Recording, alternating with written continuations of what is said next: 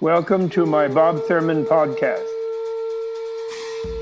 I'm so grateful some good friends enabled me to present them to you. If you enjoy them and find them useful, please think of becoming a member of Tibet House US to help preserve Tibetan culture. Tibet House is the Dalai Lama's cultural center in America. All best wishes. Have a great day.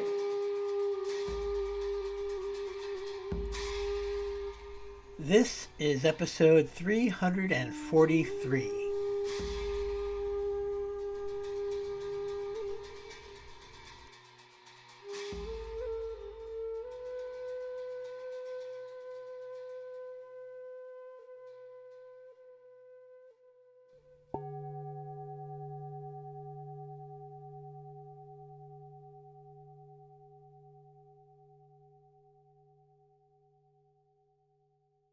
So, hi everyone. So happy to be back on a podcast.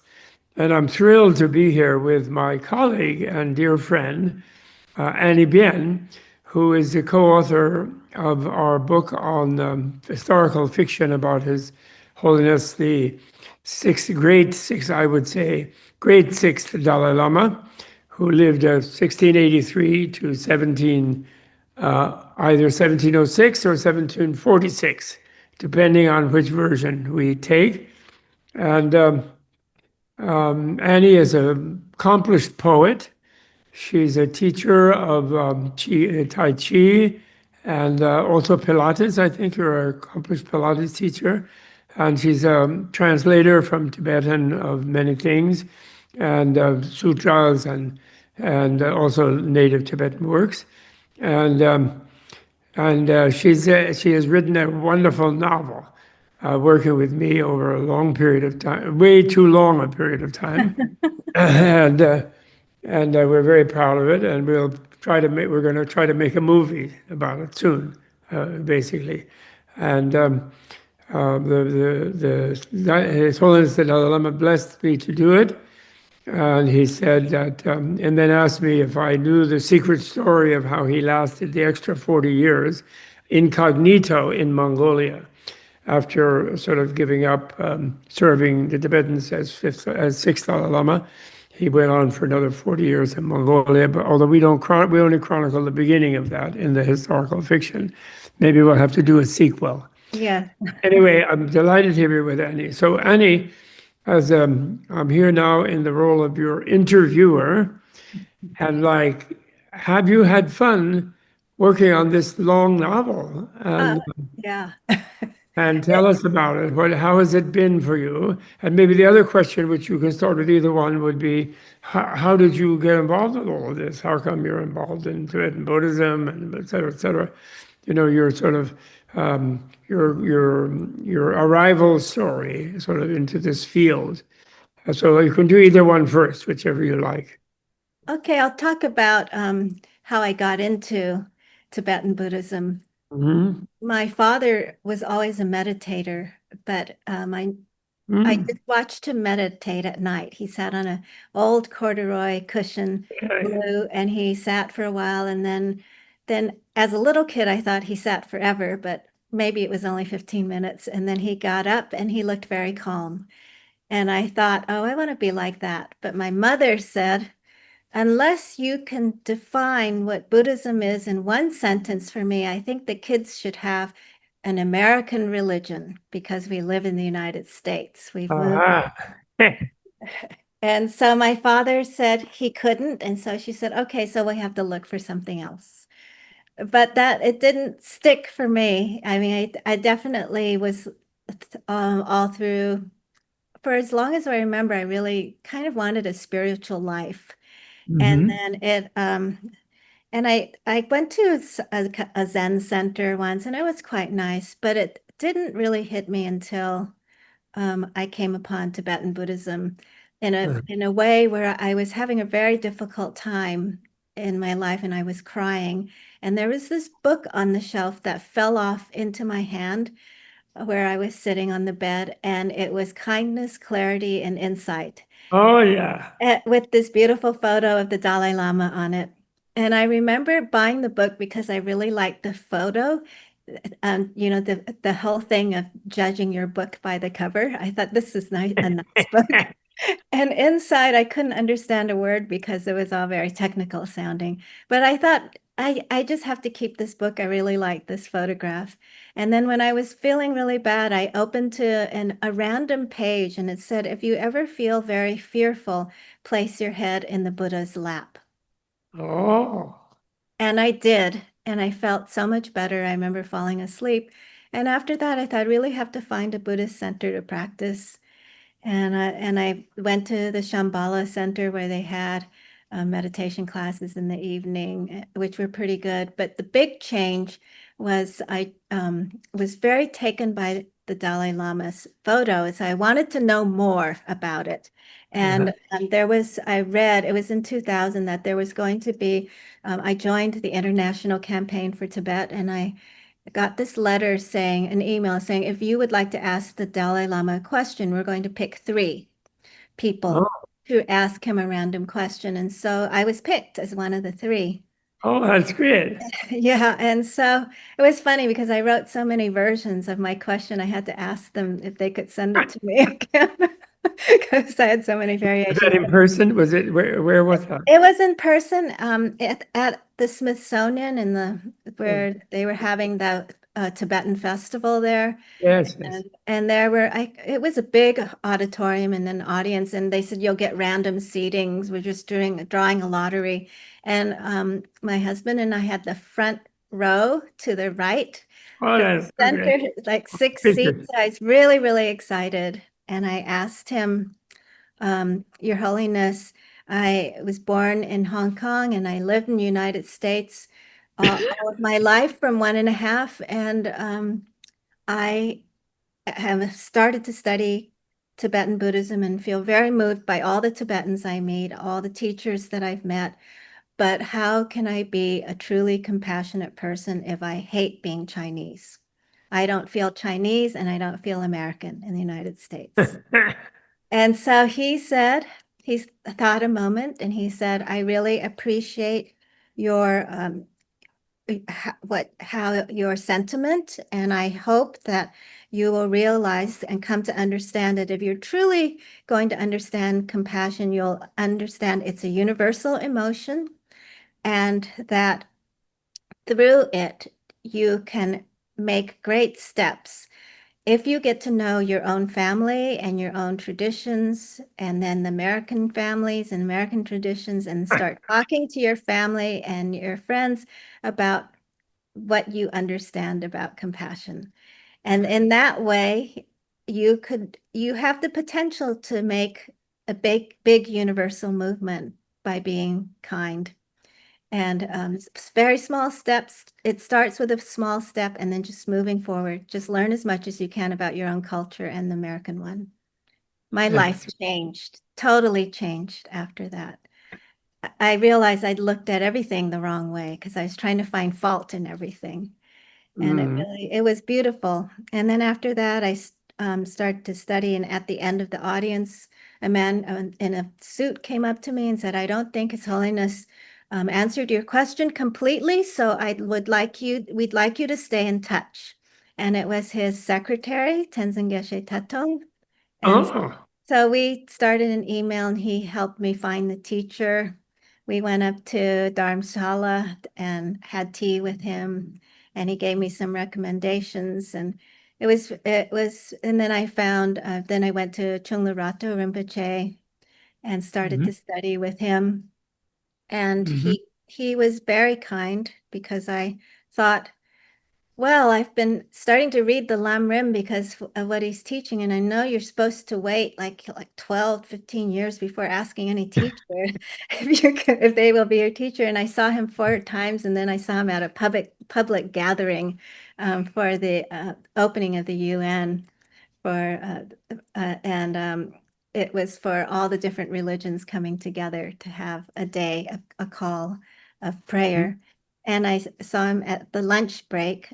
He came in with Khenzer Rinpoche, Nikki Vreeland, and Nikki went to get lunch for Chandler Rinpoche, and I thought, okay, this is my chance. I'm going to just ask him instead of standing in the corner. And I went up and I said, I've been coming to your class. I've been at your class 4 times. And he said, yes, I know. And then I said, and I know it's really improper, but would you be my teacher? And Mhm. and he said, yes. That's good. Come to class. And that's what got me really started. Uh-huh. He would ask me how my studies were going, what I was studying, recommend things to me, places to go. And also at that time, because I'd gone to His Holiness's teaching, I remember the big change started in 1998 when Tibet House and Master Shen Yang was holding that teaching on the wisdom of Manjushri Hmm. at Roseland. And Oh, yeah. I remember thinking, oh, I really want to understand him in his own language. Uh, I think the translation is really beautiful, but his sentences are always shorter. So I want to know what he's actually saying. And whenever he spoke in English, it was very direct and straight. So Huh? that's how I started studying Tibetan. I met Geshe Jamspal through a friend, and I thought Geshe Jamspal's class was too difficult. It was a weekend Saturday medicine Buddha practice where you translate it, and I didn't know what was going on, so I didn't go back.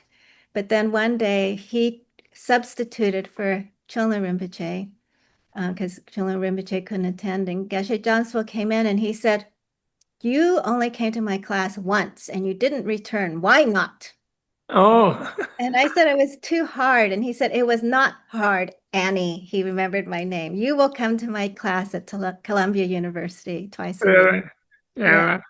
Yeah. So that's how I got started. And then after 2 years, he said, and I also studied at that time with Kempo Pema Wangdak, Hmm. Hmm. Tibet. And then they were both giving me pechas, saying the other person wanted me to have it. And then and then finally one day, Geshe Jamso said, you need to go to Robert Thurman's class, the Oh, advanced Buddhism class. And he said, I spoke to him and it's fine. Of course, I later found out that wasn't the case, but but he said, go at this time to the class. And I went and you happened to be there in class. And Geshe Jamspa said, well, I'll meet you there. And he didn't come until the end of the class. So, but you were so kind. You welcomed me into class and said, oh, yes, sit down. yes, yes. And I remember feeling really lost. It was the advanced PhD class, and I remember Marty Jong was reading really fast. I couldn't keep up with him, and I wrote you and said I was really sorry I couldn't keep up. But if I could just sit and listen, it would be okay. And then you asked me the next class, well, what don't you understand? And I can't have you in this class without knowing what's going on. So you taught me how to take apart a sentence and find the verb. Oh, together. Oh, good. And then you taught me how to read aloud and repeat it after you and what Geshe Wangyal taught you. And it was magnificent. I was so happy. And at the end of class, I remember some student asking me, so what year are you in your program? And I said, no, I'm just an auditor. And then so they went, oh, so could you ask him these questions for us?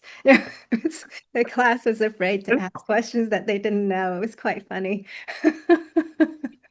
But, but I really loved that class and studying translation with you because I felt like I got so much out of it. And at the same time, Chulna Rinpoche said, stick with that class because the Tibetan will tell you everything you need to know. Oh, good. Yeah, and Urge you to learn the language. That's yes, marvelous. he said once you understand what the words are about, everything will open up for you, which Mm. actually that really helped.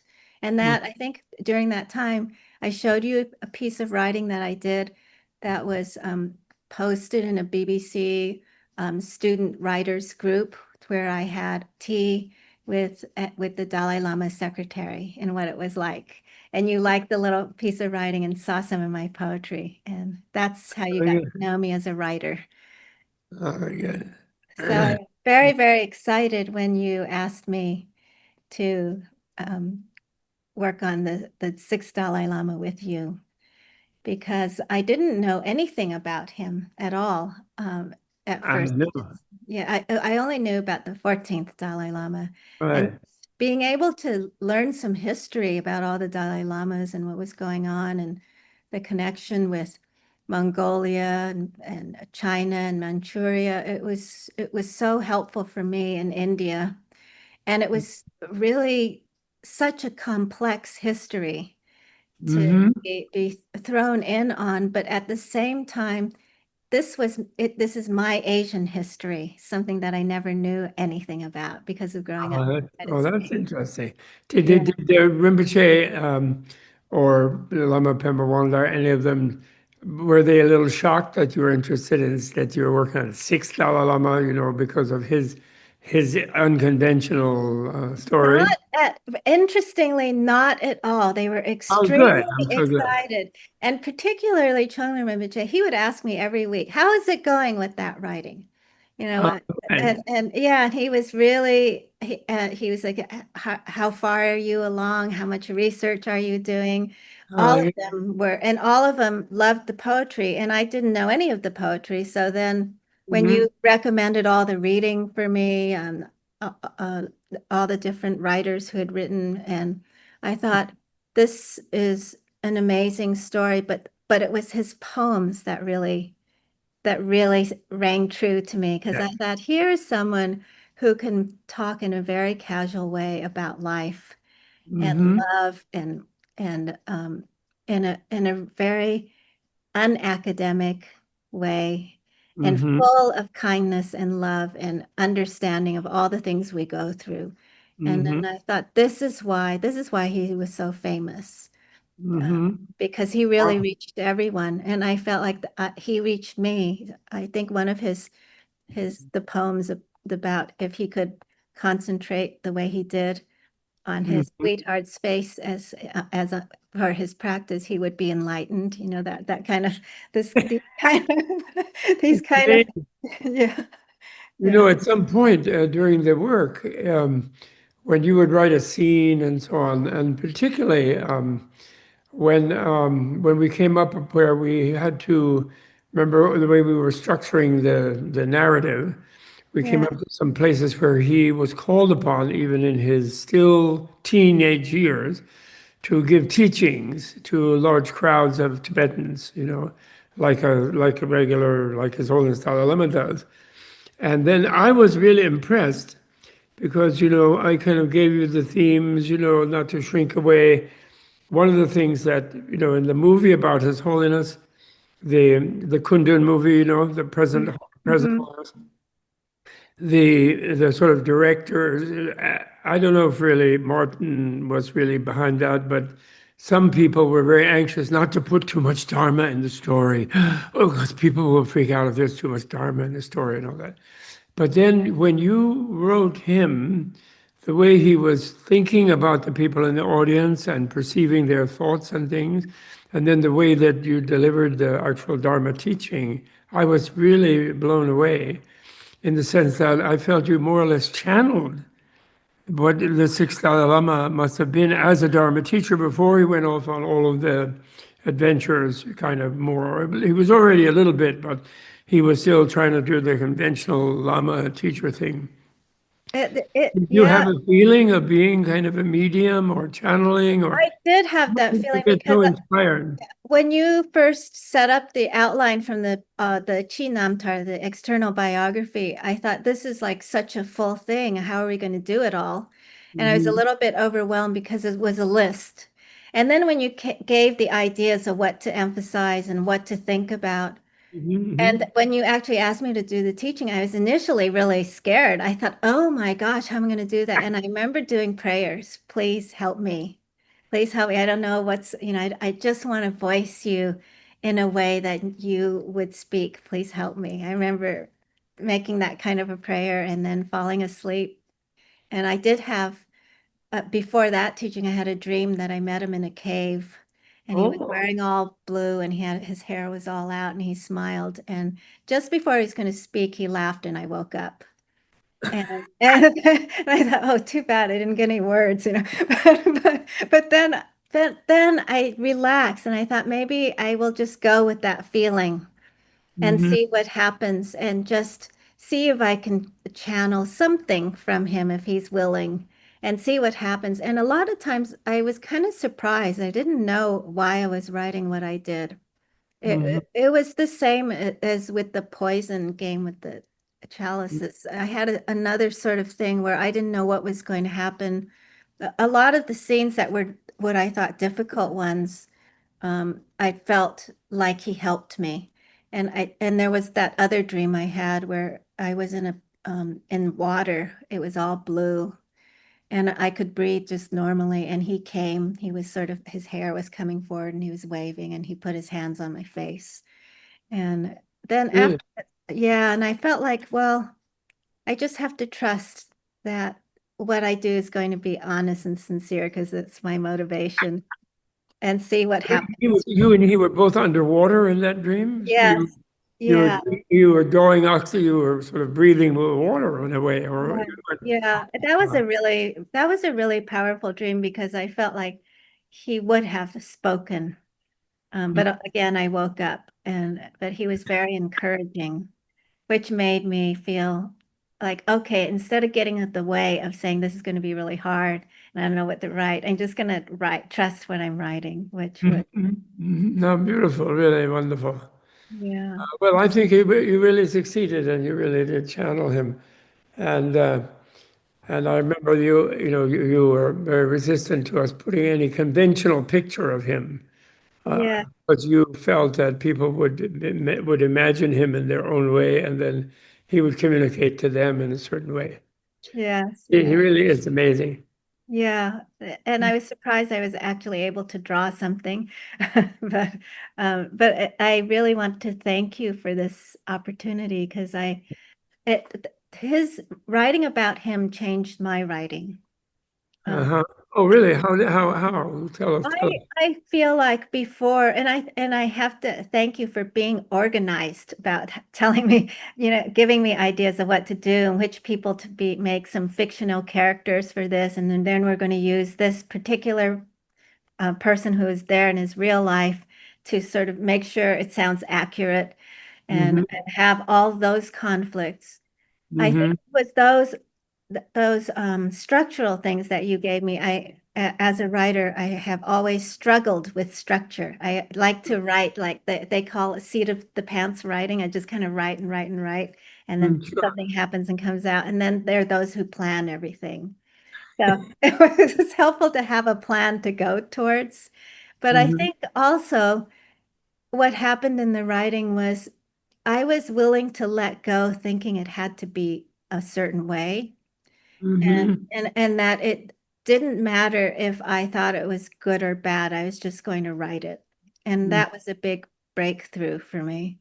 Hmm. Just write without thinking, oh, is someone going to like what I'm writing? No, it's just you're going to write what he's doing now, and Hmm. he's going to tell you. And that helped.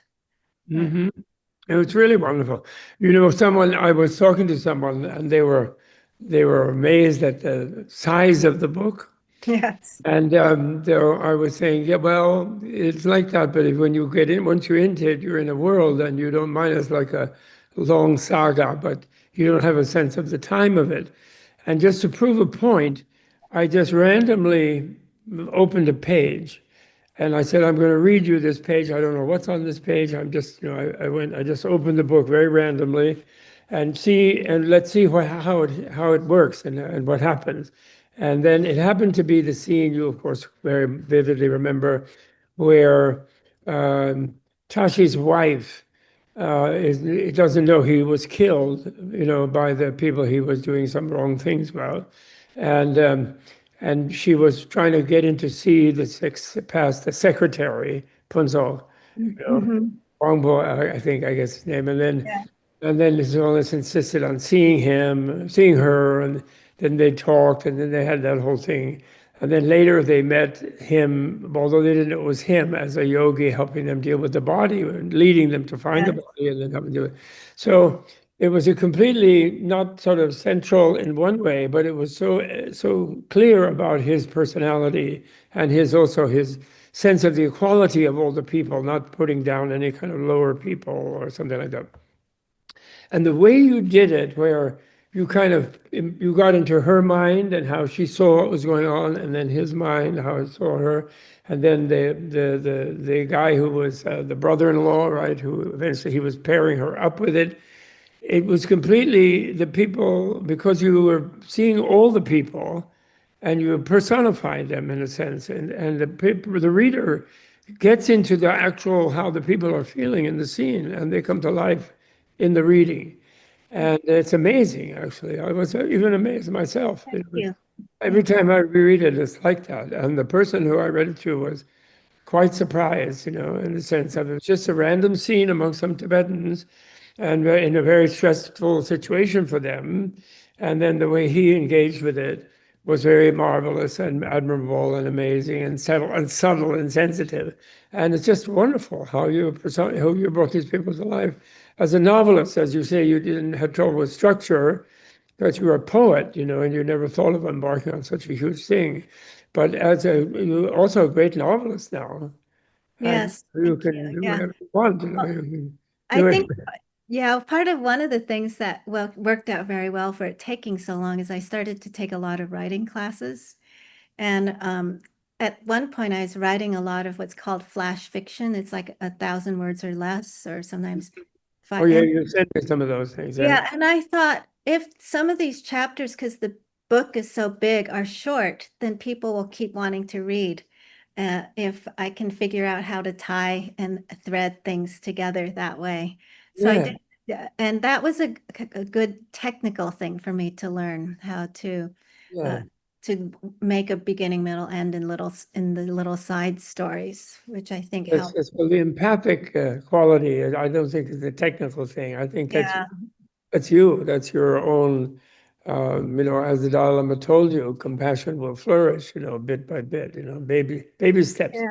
Yes, yeah. And I really felt like the sixth Dalai Lama taught me how to be kind um, when I was writing about him. Yeah. Well, Yeah. was amazing. I've been wanting. I had to restrain myself because many times in these last times, as we were finalizing things, I was Hmm. going to put Great Six Dalai Lama in the title. Great Hmm. Six, because I think he was truly great. It's Yeah, but yeah. the Tibetans would have all had his paths. Yes. Yeah. But the ones they put great are the ones who had a big social impact Hmm. that's obvious in a sense, that had a long lifespan and so on. So then they put grade, grade fifth, grade 13th, grade 14th. Hmm. They put grade about the second or even the first, and they were all great. Yeah. But what was marvelous was how he, then how he foresaw aspects of what now is having to happen with Tibetan Buddhism, Yes. because it's going among wisdom of equality, going among Yeah. lots of different kinds of people, and how he does that, Avalokiteshvara or the Yeah. Dalai Yeah. Lama, Dalai Lama continuum, how they do that is extraordinary. I don't think he's an exception in the sense of he was right there with all the people all the time. Yes. And one of the things that I started to feel when I was writing, and especially because that was during a phase where I felt really fortunate we could go and go to his teachings, His Holiness 14th Dalai Lama's teachings regularly, and we went to India a lot, and Hmm. just to get a sense of what that feeling is Hmm. like to be around a High Lama and that Hmm. expansiveness. I thought it's really important to be able to write about that sensation. It's not an ordinary person's presence. It It's is not. it's Well, a yeah. it really brings to life what they say about the Buddha. Mhm. The Zen thing about Buddha is in the Blue Cliff Record. I don't know if you bumped into that, where one Zen master says, well, from the time he attained enlightenment till the time he left his body, he never spoke a single word. Mm. He never said a thing. And then the other Zen master comments in that, says, oh, such a garrulous, non-speaking, filled the Dragon King's cave with scriptures. And then the idea that a huge massive crowd, even without any audio assistance, speakers, and Yeah. everybody heard what they needed to hear. Yes. I So, remember the first time that uh, my husband Paul and I went to Dharamsala was in 2000, and mhm, His Holiness had just come out of a retreat, and he was going to give some group audiences in the garden that we would walk around in the circle. And I mhm. remember that there were a group of people trying to get this audience, and it was the Westerners' audience, and people were really aggressive, like pushing, trying to get the passes. And then I know, finally, of finally course. we lined up and we were going to go in, and I remember watching each person walking around, and he would shake someone's hand and they would be crying on the other side, on the other end, hugging each other. They would walk and they'd be like trying to be like really diligent, nice, or aggressive or whatever. And the moment they met him, they totally changed, and then they'd be holding and hugging each other. Eh, Every single person.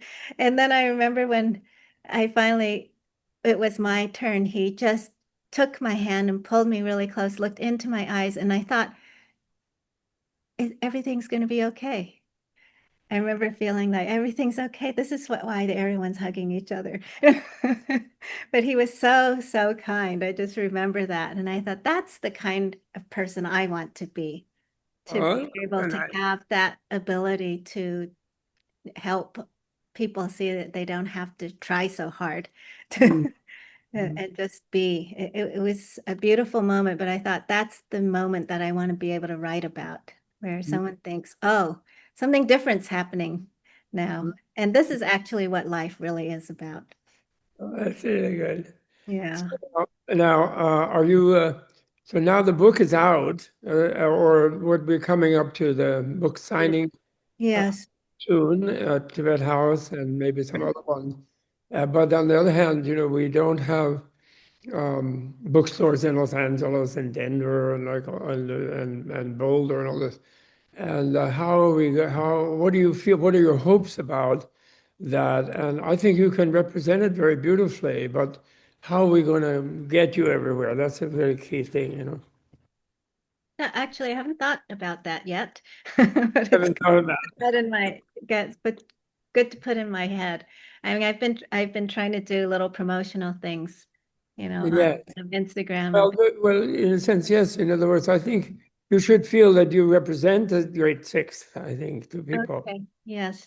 Way, Yeah. and it's wonderful because also your ethnic background and how he really loved everybody, and everybody loved him. That was the thing. Whoever it was in whatever role, everyone really did love him. Even the people who tried to kill him and failed, Still love him. but they actually liked him. Actually, Yeah. they Yeah. just they were the kind. It's like people they actually like someone, but then they have all these constructs that are still controlling how they behave. And then they go against what they like, you know what I mean? They will go against, it, even despite of the fact that they actually love the person, they'll still just try to Yeah. destroy them anyway, because they think they should, or they have to, because of some other goal they have, or, because they're not quite fully feeling the life of the other person, who they really do like. So it's Hmm. like this thing of, Buddha nature, with the Buddha nature, we all know that life is a wonderful gift and we're very blessed by being alive. And yet we sort of don't know that we know that. Yeah. So, yeah, I was thinking about that too, that on every new project that I do that I don't know anything about, then Mhm. I suddenly realized, oh, actually, there's a whole bunch of life I don't know about. And Yes. how do I take this on without feeling overwhelmed? I mean, this is the moment. So what do you do? And so I don't really know, but I also feel like I that w- I've been blessed by your asking me to write about him and then be able to meet this Dalai Lama, because I feel like there's a kind of total vastness of the Dalai Lamas that we need to understand how to be like that in some way, to be more tolerant of others. Uh, Hmm. I always think of the 14th Dalai Lama as being the most open person I've ever met. Hmm. Hmm. He, That's a coin I'm working on right now, very much myself, in the sense of even it is possible to translate emptiness as openness. Mm, It's I a would it's a like very it's very to. it has very deep roots in the sense of shunyata. Yes. Shunyata, like the zero in Yeah. in the mathematical world, is where there's an open place to put a number. Yes. And, Yeah. and by being next to another number, it magnifies that present that number that's like one or two or three or four. The zero can do all I sorts of really, really amazing things. like that. Yeah. And also the verb root in Sanskrit being shvi, which is cognate with our English swell, swell Oh, up, like a seed yeah. swells Yeah. up. Yes. Woman's womb swells up to gestate a new Yeah. being. So there's a possibility. It's not perfect, but it's possible. And so then, if enlightenment is total open-mindedness, Yeah. isn't it weird that omniscience should be total open-mindedness? Our Yeah. our mistake about it is thinking that omniscience is meaning having a big formula that somehow controls the Everything. world as something other. Yes. The concepts that you have a big bunch of knowledge in the sense of formulas and concepts and calculations are Mhm. supposedly going to control all these inconceivable realities around us. Whereas total open-mindedness completely is one with them all and knows them that way, Yeah. Yes. I really. as they know themselves or something. It's a kind of koan, isn't it? It's like one of those paradoxes. So is Buddha the total open-minded person then, who in a way is not holding any, quote, what we think of as structured knowledge, but is Yeah. open to the existence of every being and thing? What do you think? Yeah. I like that idea a lot because I feel like sometimes the word emptiness uh, seems so cold and Yes. and also it's become such a cliche when I hear someone say it, it almost means nothing. It's nothing, not it's not Well, yes. potential to True. be anything. Is Mm-hmm. and I think Kind of that a pure negation. The yeah, problem with openness is sort of that then your mind immediately jumps to what is it that is open? yes, Whereas yeah, emptiness kind of you lose everything. kind of shuts it or maybe it's because of how we've been raised to think that. No, I don't think so. I think it's in every language, Mhm. in the sense that, if you look at the Book of the Dead or the Tantric, without being a Book of the Dead, the Tantric thing of the 8 dissolution processes, or 10 in the case of Kalatarka, or whatever it is, then the threshold of clear light is a kind of nothingness experience. It's like you have to go past a fear that when you completely open, you're going to be nothing. Yeah, yeah. So you have actually the last thing your mind reifies is an experience of nothing. It could Mm-hmm. trap you into being a formless realm deity if you weren't prepared with the relativity. Mm-hmm. So there is a kind of surrender, like when you fall asleep, you completely surrender your consciousness. Yeah, But then when you're asleep, you're in clear light. That's why you feel better when you wake up. yeah, yeah. I You can really have a dream. But I'm just saying.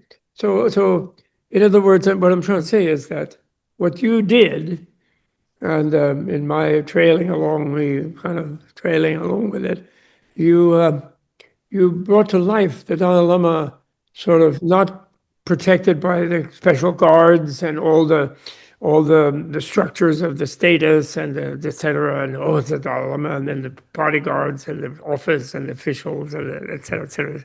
And lately, the security mhm, detail. mhm. It's right there, face to face, and in an embrace with all the people, actually. Yeah, And you yeah. showed that, and I think a sensitive reader will feel maybe that that's still the same person.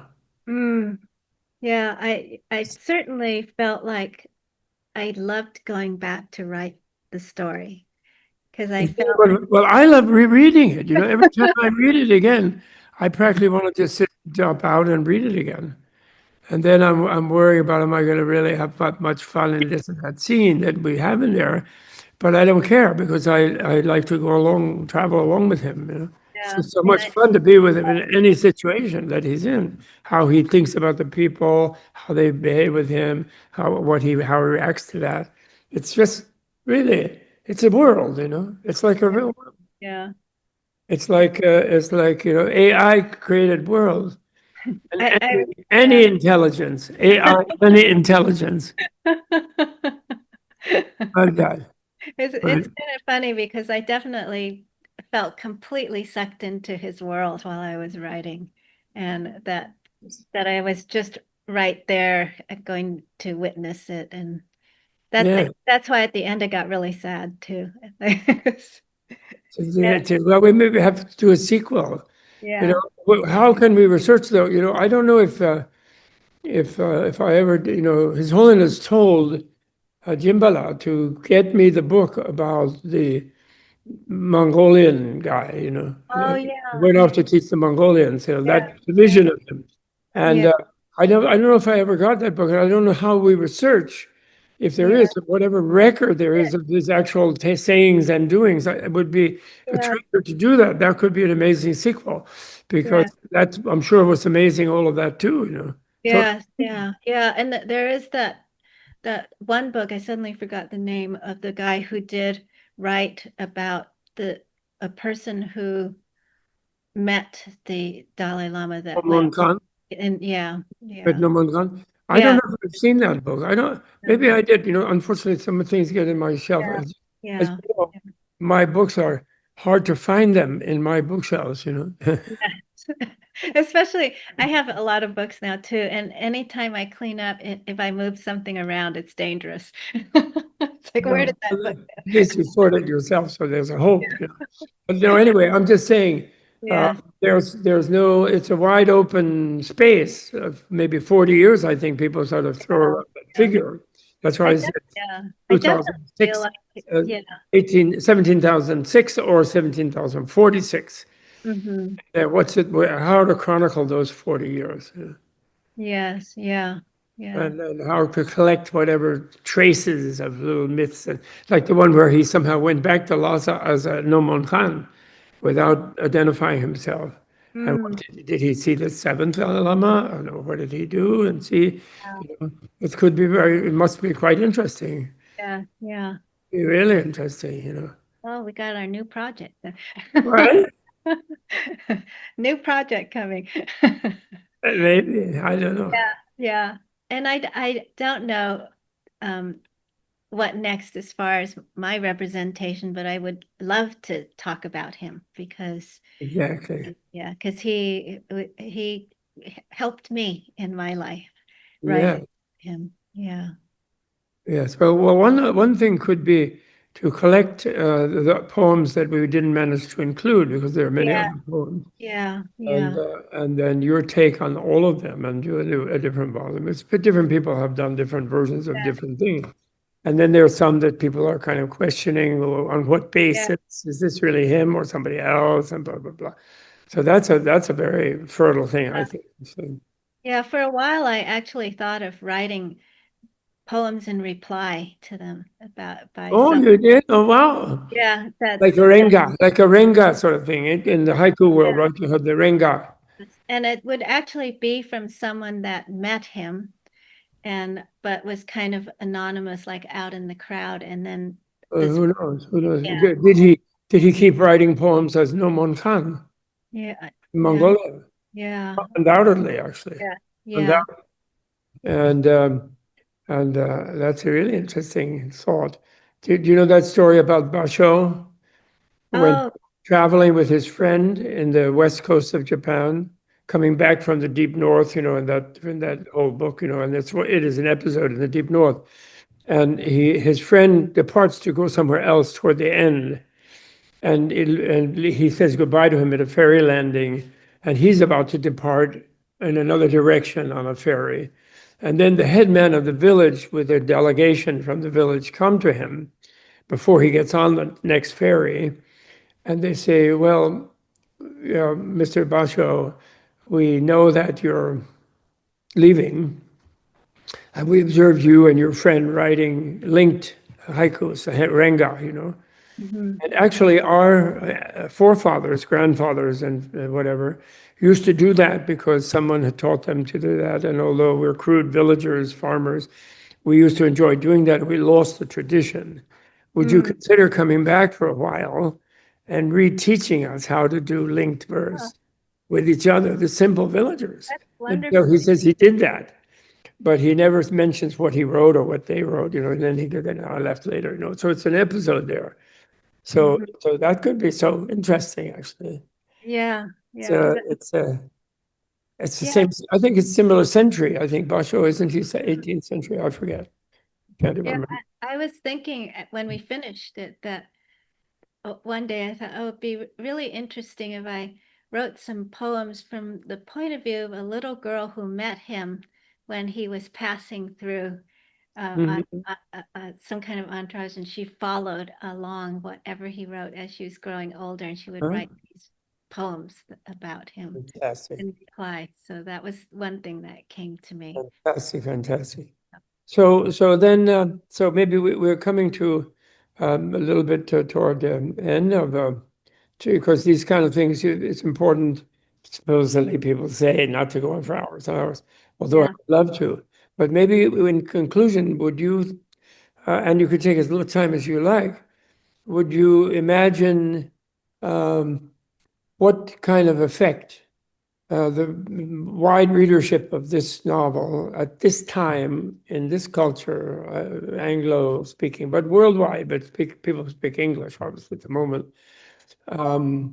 What would be your most hoped for effect in people widely entering through your guidance the world of the great sixth, Tanyang, the Ocean Song? By the way, I made the name Ocean Song. Did you see that? Yes. That's I want it to be really short. You know, Yeah. the ocean of divine melody. We can go on with that. But in a way, this ocean song. I don't know, but you will work on that. But Yeah. but what would be your vision of what impact it could have, and ideally that you would be happy about? I'd be happy if people understood a little bit of how the Dalai Lama's, and in this case, this particular one, can make you a, a more thoughtful and better person by his behavior, and that the Tibetan culture is so much a part of all of that and Mm-hmm. so unique in that way. The language and the people that I've met, they have this kindness that and compassion that I had never met before until I met them. And if this story could make people know something more about them and also feel like they could be better people themselves from knowing them, that would be a Mm-hmm. nice thing. And also I feel like a lot of times people feel like they have to behave a certain way if they hear the word Rinpoche or High Lama and it's not how you feel it's supposed to be if you're a religious person or a spiritual person. You're a spiritual person when you learn how to be just more open and aware of others and kind to others and not judge them. And I feel like the sixth Dalai Lama was like that. Mm-hmm. He was very open, he was very kind, and he was not treated well. And yet he still continued to be like that. He was still very loving.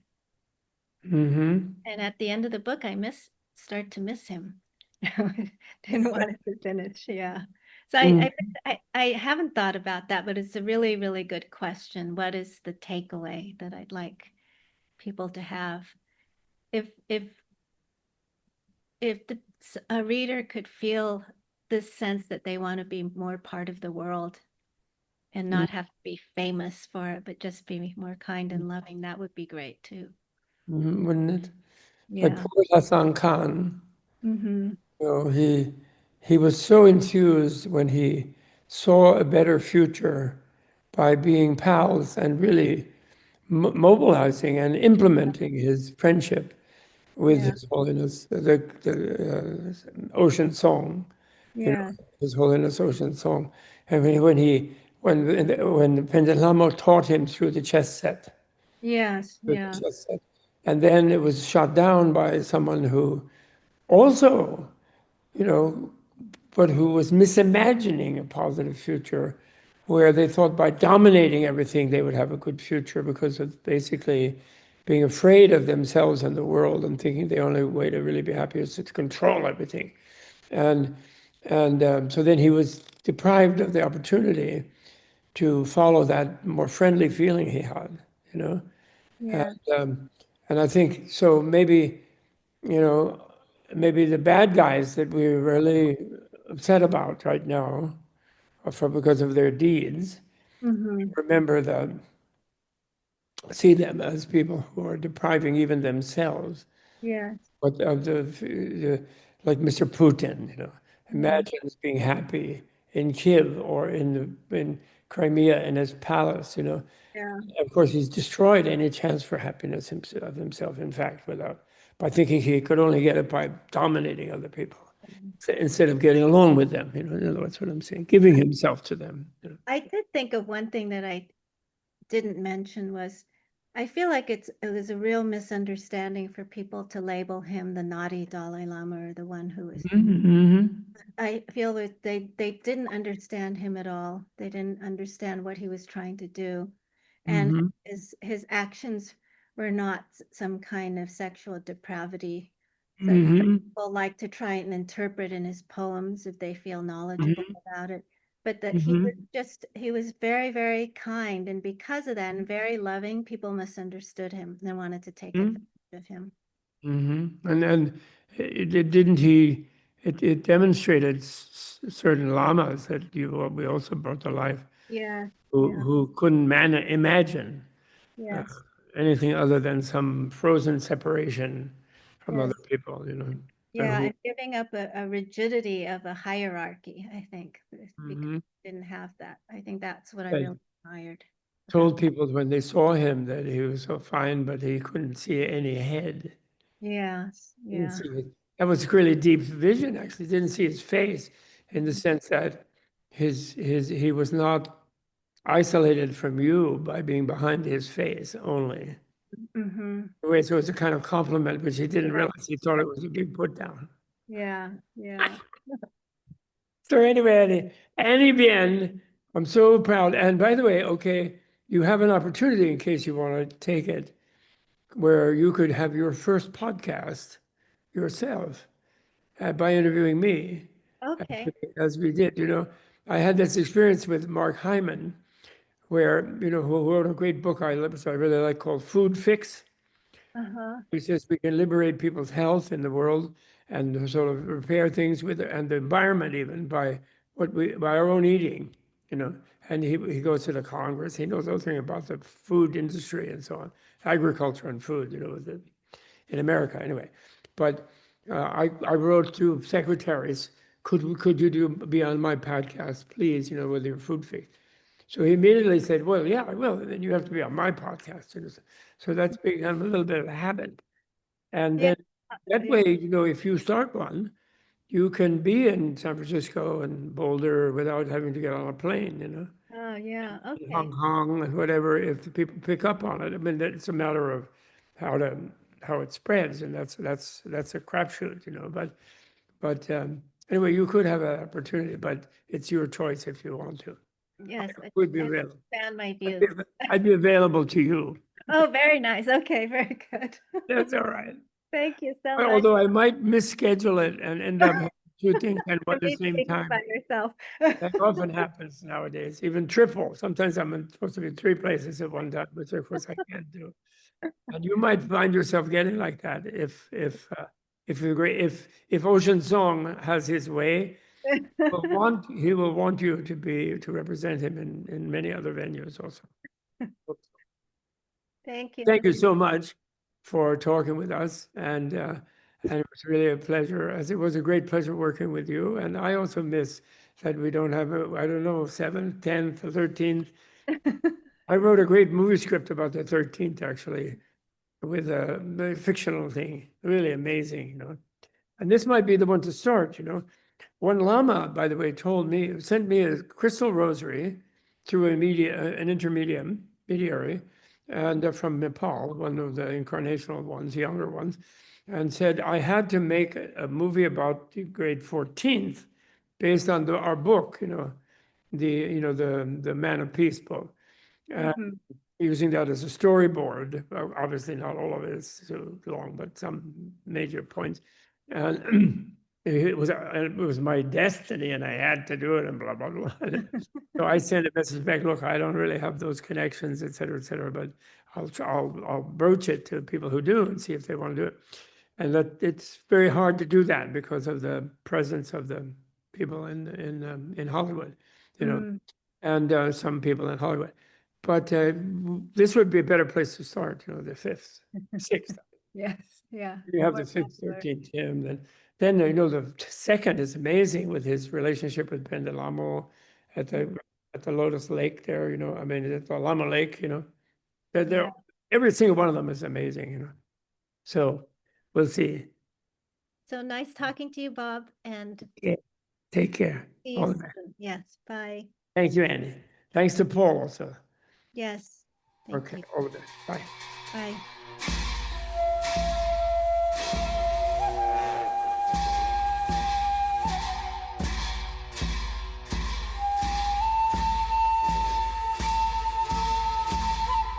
The Bob Thurman Podcast is produced through a Creative Commons No Derivatives license. Please be sure to like, share, and repost on your favorite social media platforms. And is brought to you in part through the generous support of the Tibet House US Menla membership community and listeners like you.